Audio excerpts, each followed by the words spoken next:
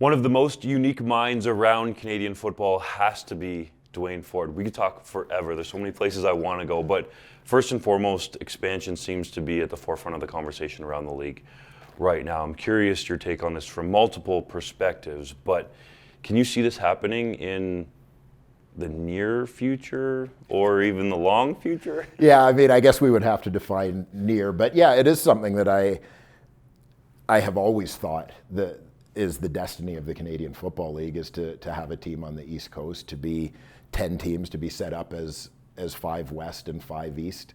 And it solves a lot of problems, obviously. It makes things a little bit simpler to have not just an even number of teams, but equal number of teams in the divisions.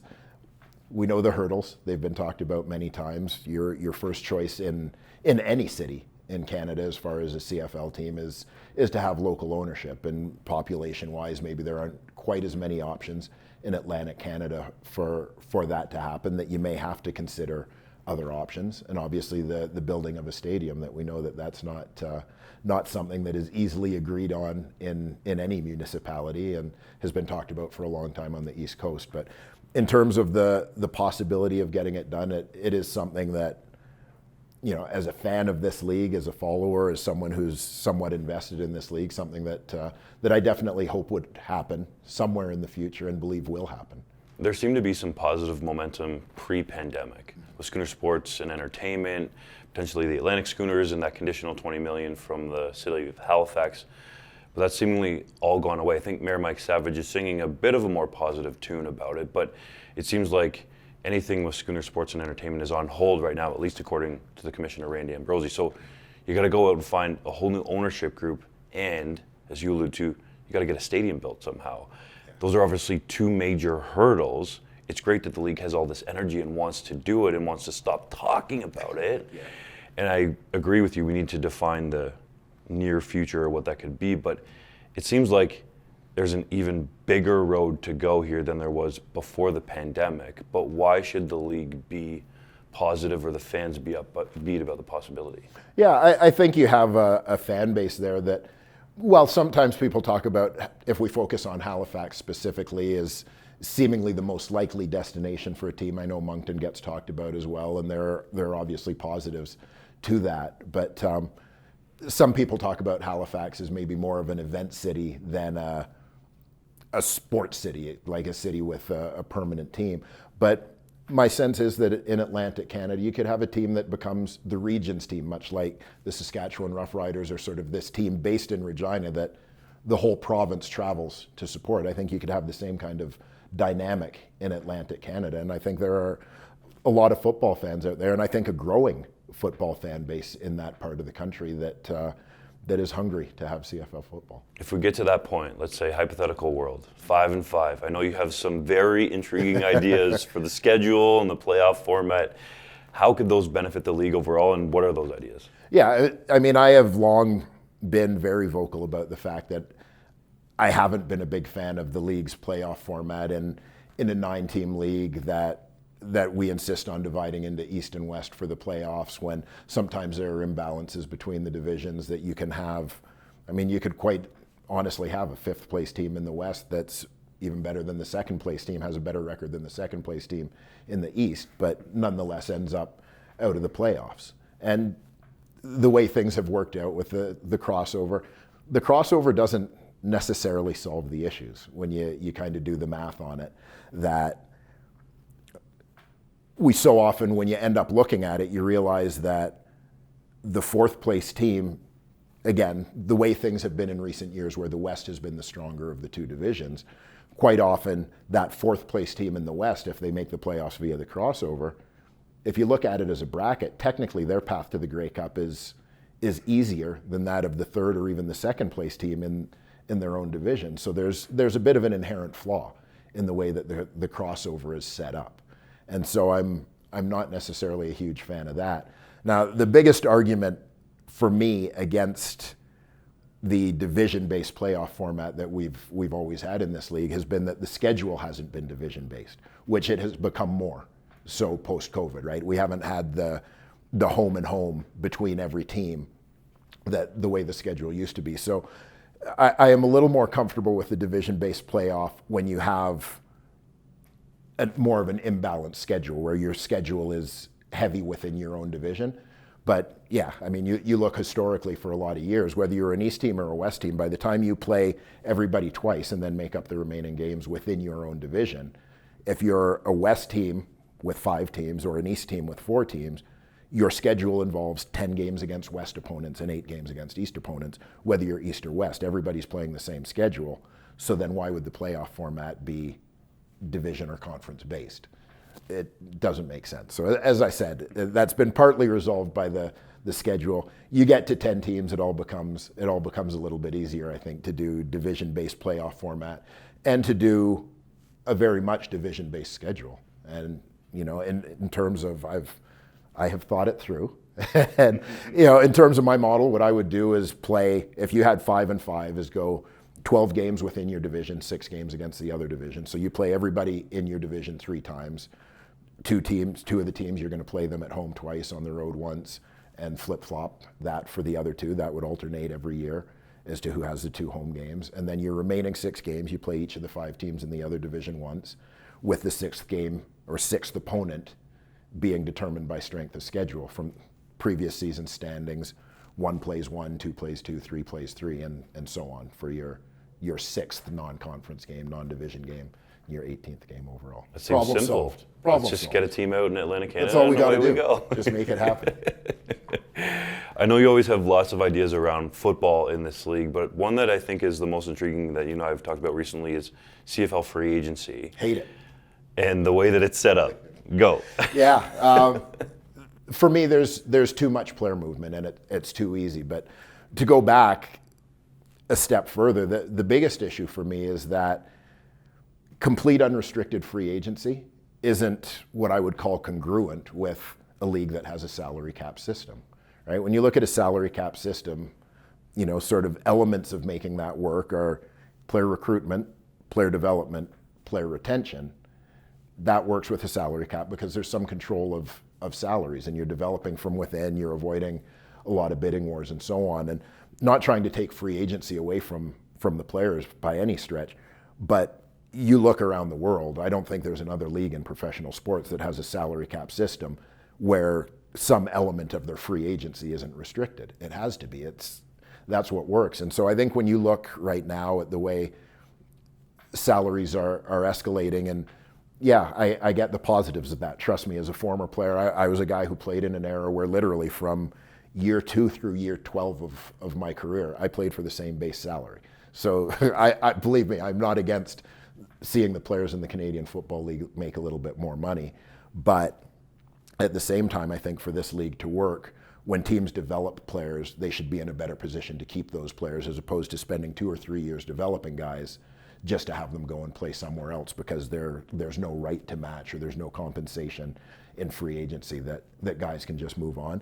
And I don't think it's necessarily great in terms of developing stars within markets and having fans really sort of develop relationships with their team's star players and to be able to sell merchandise and jerseys with names on the back when you have a lot of the league's biggest stars changing teams literally every year on 1-year contracts. So I would like to see a form of restricted free agency and and create a little bit more stability through that. And what I would suggest is a format where you have basically players having to have 4 years of service in professional football before their free agency becomes unrestricted. Prior to that point, if a contract expires, then you're looking at their existing team having a right to match offers. If they choose not to match an offer, then you do compensation. Canadian player moves and the compensation is in the form of a draft pick. An American player moves and the compensation is in the form of being able to select a player from the other team's negotiation list. In your head, do you think that the amendment that they made in the CBA where you can get guaranteed money in the second year of a contract, if you've been with that team for 2 years, helps make free agency any better in your mind, or do they need to go the full way of what you're thinking? And I think, to be fair, yes, I think when you look at asking the players who for some time have had complete unrestricted free agency to give some portion of that up and move to a restricted free agency system for younger players, in particular less experienced players, then yeah, I think the thing in return is to have some form of guaranteed contracts for players. and that part is in motion. And maybe you look to extend or expand that a little bit in terms of more players having the opportunity to have guaranteed contracts in exchange for restricted free agency. You're a former player, you just mentioned it. What do you think it means to the players to have a cut now of the revenue? And are they potentially true partners because they have a share of the pie? Yeah, I think it's something that from a player's perspective, I think you have to realize goes both ways, right? Because I think sometimes that, I mean, for me, I'm a guy who, yeah, I have been around the Canadian Football League for a long time. As a player, broadcaster, et cetera, since 1991. That was my rookie year. But before that, I grew up in a family of Toronto Argonaut season ticket holders. I mean, I was very much immersed in the Canadian Football League. So I've followed it pretty closely and look at the history of the league and kind of know when I say it's a two-way street that, yeah, we've seen a lot of things that indicate prosperity in today's CFL over the course of the last decade or so, right? You talk about the number of new stadiums or stadium upgrades or renovations, new stadiums in Winnipeg, Regina, Hamilton during that time, new stadium, new franchise in Ottawa, renovations and upgrades in BC, Calgary, Edmonton during that time. So you see a lot of things that kind of suggest prosperity, pretty good TV contract as well, relatively speaking, during that time. So there are a lot of positives, but we also know that the Canadian Football League, compared to some other pro sports leagues, we walk a little bit of a fine line in terms of prosperity and struggles, and sometimes you see teams in somewhat precarious situations. And so I think as players you have to recognize that, yeah, it's great to share when things are going well, but you also have to recognize that if we're going to be full partners as players, that sometimes there's going to be a little bit of a hit when there's a bump in the road. The Alouettes were just in a bit of a precarious situation with Gary Stern and Sid Spiegel and his passing, and they get the ownership situation solved really quickly with Pierre-Karl Pelado coming in. I'm curious your take on Pelado and also of his addition to the set of owners now across the CFL. You said you've been a part of it since 1991, gives the league its most stable ownership base it's ever had. Yeah, I think that you can make a pretty good case for that when you look across this league at the group of owners that have some who have been around for a longer time, but some who have come in a little bit more recently. When you look at the situations in BC in particular, new leadership in Edmonton as well, not necessarily in ownership per se, but new leadership that I think we can all feel really positively about. And that's a big thing, I think, especially when you talk about big markets that at times the CFL has had its ups and downs. When you look at Toronto, Montreal, and Vancouver, that all three of those are in very good shape, and local ownership as well that you would say you feel very stable about, and that's huge for the Canadian Football League. And what do you feel about the addition of Pelado, who's a Canadian billionaire, has a bunch of media companies, seems to know this space pretty well? Yeah. But do you like him and his passion for the Owls? Yeah, I do. I think it's great to have an owner this isn't just a whim to him. This is something that he actually cares about as a resident of Quebec, as a sports fan as well. And it's kind of his interest in it from a business point of view is almost secondary to his genuine care for the success of the franchise, and I think that's important.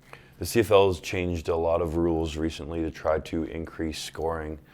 Some of them, admittedly, I like. Some of them I don't like. I feel like we're not necessarily seeing the best product in a way because we're kind of forcing points to come in a way and not letting it actually happen from exciting offenses, which you were a part of through that stretch in the 90s. A bunch of dynamic quarterbacks in this league. Yeah. Not to say there aren't that now, but I just feel like there's not as many of those high-scoring games. What rule changes do you like, don't like, or what would you tweak about the game on the field right now? Yeah, and I talked a little bit about it last year when the hash marks were moved, for example, and there are aspects of the game that changes, and some people will see that as a positive. maybe more scoring, more balls going to the wide side of the field and so on, and that's fine. But a little bit of it for me is I honestly feel that balls not going to the wide side was more of a conscious decision than an issue with the spacing on the field. And so I felt that it was a rule that we changed that wasn't really, is kind of like fixing the symptom as opposed to fixing the illness. And part of the challenge that we have in the Canadian Football League right now, obviously, is you see other leagues popping up south of the border.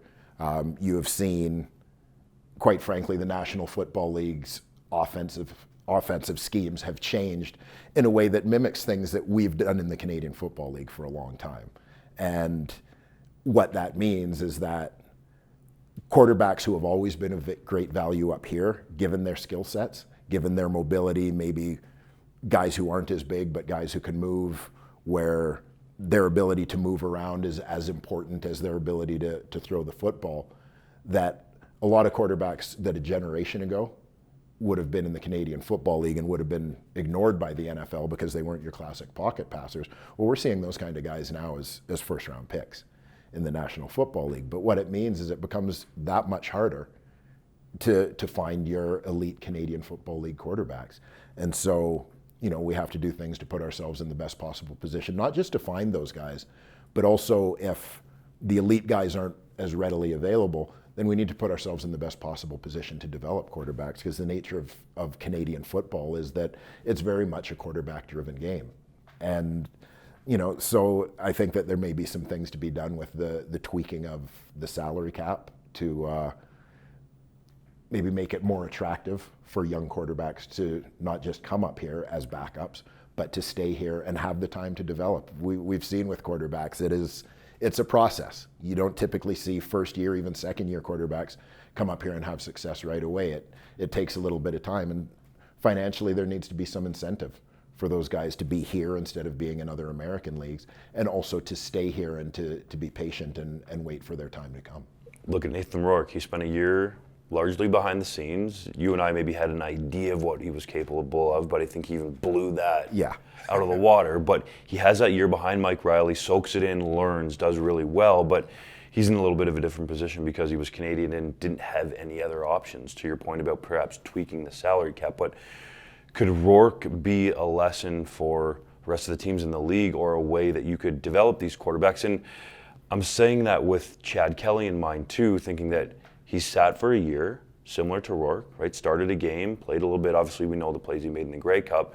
And the Argos are confident in going with him. Somebody that's new, not somebody that's been around the league and has been a 500 quarterback. Now, I'm obviously asking you multiple questions here, but in terms of quarterback specifically, could the route to better quarterback play perhaps be more Canadians?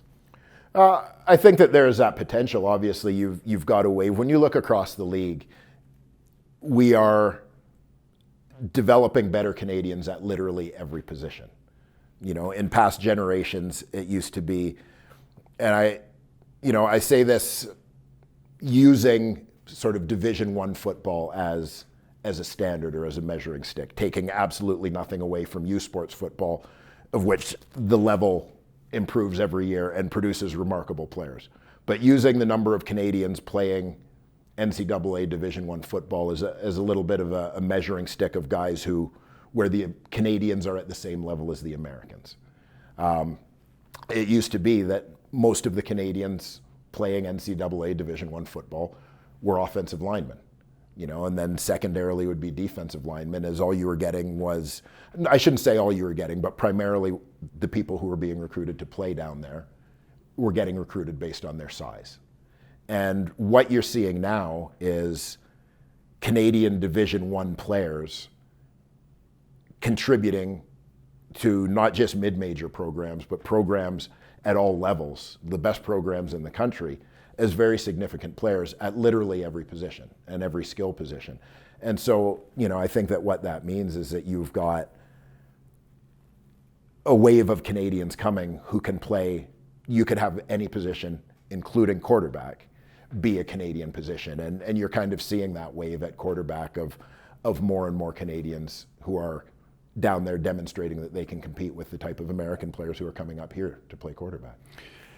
You've had the opportunity to interview for GM positions, so I'm going to ask you kind of through that lens, because it's difficult. It's easy to say as a fan or even an analyst, but should teams go the route of a Nathan Rourke or a Chad Kelly and give a new guy a fresh chance instead of, what some fans might say, sticking with a guy who's in and around the 500 mark in terms of wins and losses?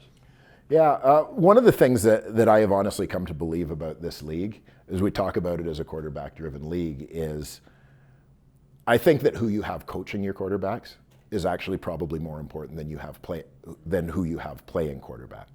And so a big part of that in terms of who you go with at quarterback, I guess depends on how you feel about your ability to prepare and develop those players with the coaches that you have on staff. And while we have a number of great developers of quarterbacks in this league, we've also lost some guys who are pretty good at it too. When you think about, as one example, Scott Milanovich, Mark Trestman, guys that have been up here and have moved on. But I think it's important to make sure that we are doing the best to develop our quarterback coaches, and that gives us all sorts of options at the position as well. If we're able to coach the quarterbacks well and prepare them well, then it gives young guys the best opportunity to play.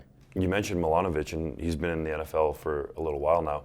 And you think of two guys that he developed way back in Toronto when Ricky Ray was there. Zach Collaros is the highest paid guy in the league at $600,000. And Trevor Harris is the third highest paid guy, just behind Levi Mitchell at $500,000. So you go that far back, and you have these two guys from one of those quarterback developers. And I think the other one would be Dave Dickenson. You look at Calgary's quarterback play, and you experience some of this as a player. Oh, yeah. It's been high level, if not elite, for years. Why is Dickenson able to develop these guys? Because he isn't like divulging these secrets. Yeah, I think it's kind of a neat chain, and I can't say exactly what Dave's secret has been, other than a part of it being some of the people that he's had around him. When you look at what John Huffnagel's history has been, both in the Canadian Football League and National Football League. Coach Tom Brady. Yeah, like with the list of quarterbacks that he's worked with. For a period of time, George Cortez was the offensive coordinator, a couple of different stints as the OC in Calgary. And when you look at what George Cortez's resume was in terms of the quarterbacks that he worked with at the NCAA level in the Canadian Football League, pretty impressive results there as well. And so that's a lot of what Dave has seen in his career and has been able to emulate. But when you think about an organization where you've had John Huffnagel as your general manager for a period of time, Dave Dickenson as your head coach, and for a big chunk of that, Ryan Dinwiddie as your quarterbacks coach, and even a guy like Mark Mueller, outstanding U Sports quarterback, grandson of a legend in Ron Lancaster, an understanding of the importance of quarterbacks and putting your quarterback in the best possible position to succeed with what you're doing scheme-wise, what you're doing around him, who you're putting around him, and so on. You kind of recognize with that many sets of quarterback eyes in the offensive pot that, developing their quarterback and improving their quarterback play is probably going to turn out pretty favorably. I don't know if you were alluding to this earlier, but some fans and people in the media have alluded to the fact that maybe there should be a quarterback salary cap that's separate. And you kind of touched on it earlier, how maybe the salary cap should be tweaked to entice Americans to stay up here. But is that something that you're a proponent of, or do you think there's a way of doing that where we can entice those quarterbacks perhaps from the States or even in Canada to stay here? Because Nathan Rourke has now left the CFL for an opportunity in the NFL, and there are obviously millions more to be made down there. But is there a structure where you think you can entice these players to either stay here or come and develop, as you alluded to earlier? Yeah, I think there is, and I won't suggest that I necessarily have all the answers, but I do think that looking at some sort of setup where every team has the same, as you said, almost a separate salary cap for quarterbacks, I think going a step further, making sure that there are developmental spots, spot on your practice roster for a quarterback who's getting reps, things like really being committed and putting some detail into the quarterback internship program that gives you a chance at developing some of the Canadian quarterbacks as well. When you look at it big picture, I don't think it's so much a matter of keeping a Nathan Rourke, a guy who has an NFL opportunity, because we know financially we're not going to be able to compete with what the NFL ultimately can offer financially. But I think when you look at the fact that you've got other leagues popping up in the States, and that sometimes for American players, you need to give them incentive to come up here to play rather than staying at home to play and not deal with exchanging Canadian money for American money when they're moving back in the off season and those sorts of things, right? And so that I think is where where you have to look at making sure that you are providing incentive for those players to play in the Canadian Football League rather than to play in other American leagues. You've been gracious with your time. We're lucky to have you, even though you're wearing that purple logo on your chest. But is there anything else that you want to touch on before we let you go? We'll save it for the next visit. It'll force you to have me back. All right, my man. Appreciate it.